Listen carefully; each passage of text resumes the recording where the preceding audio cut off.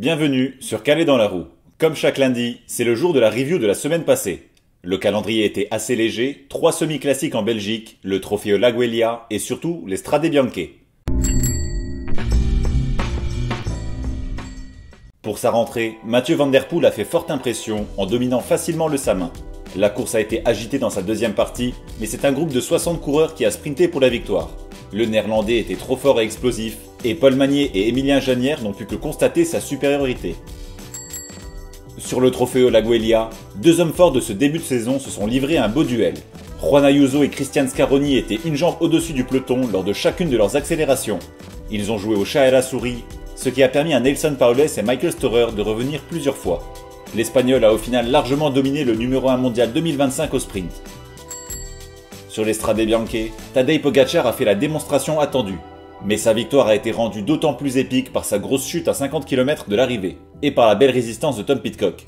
Partis ensemble à 80 km de l'arrivée, et revenu sur Connor Swift, dernier escapé de l'échappée matinale, le Slovène a fini par faire craquer l'Anglais à 19 km du but sur les routes blanches. Tim Wellens a profité de la présence de Poggi devant pour s'économiser, puis distancer ses rivaux pour la 3ème place. Mes paris étaient pas mal du tout, même si j'avais parié sur le mauvais équipier de Pogačar pour le podium. Le meilleur français, Jordan Labrosse, a fini 17ème. Samedi, sur le Grand Prix Criquet-Lyon, Matteo Moschetti est allé chercher son deuxième succès de la saison, après une étape de l'Alou-la-Tour. L'Italien a devancé au sprint Hugo Hofstetter et son équipier Giacomo Nizzolo. Sur le Grand Prix Jean-Pierre Montserrat, Alexis Brunel a réalisé un véritable exploit en s'imposant depuis l'échappée matinale. D'abord à 7, puis à 3 avec Michel Coppens et Victor Vercouilly, le Français est parti en solo à 6 km.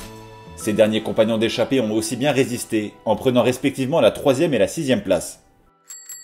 Mon coureur de la semaine est Pogačar, pour la première et probablement pas la dernière fois de l'année.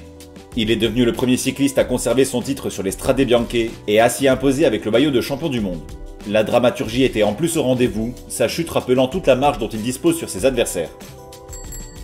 Pour les infos en vrac, De Koninck arrête le partenariat avec Alpecin à la fin de 2025 et l'équipe de NVDP se met donc en recherche d'un nouveau sponsor.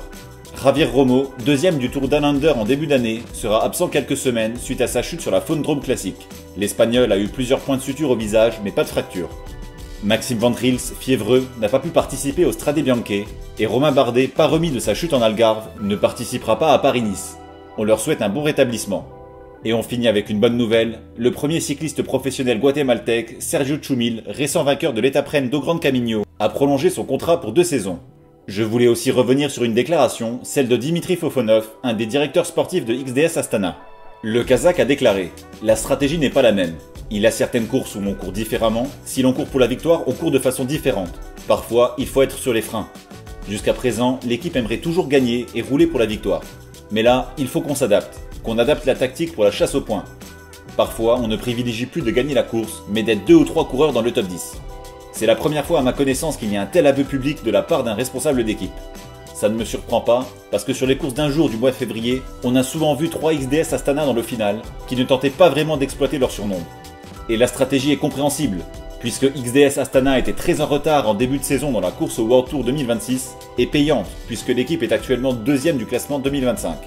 La formation kazakh s'adapte aux règles du jeu, et le fait bien, donc ça me paraît difficile de leur reprocher quoi que ce soit. On peut se poser la question de la pertinence du barème UCI, mais avec l'émergence de véritables armadas au sein du peloton, c'est souvent les mêmes équipes qui gagnent, et il faut logiquement récompenser les places dans le top 10 pour mettre en valeur les bonnes performances des équipes moins bien loties en talent et en budget. Je pense donc que cette mentalité décrite par Dimitri Fofonov est un moindre mal, tant que ça ne concerne que les quelques équipes qui jouent la montée ou le maintien au World Tour, uniquement dans la dernière année du cycle de 3 ans. Je vous mets en description la vidéo que j'ai faite sur le sujet en début d'année. Cette semaine, le programme est chargé, avec Paris-Nice et Tirreno Adriatico. Profitez bien de ces 2 belles courses, bon début de semaine à tous.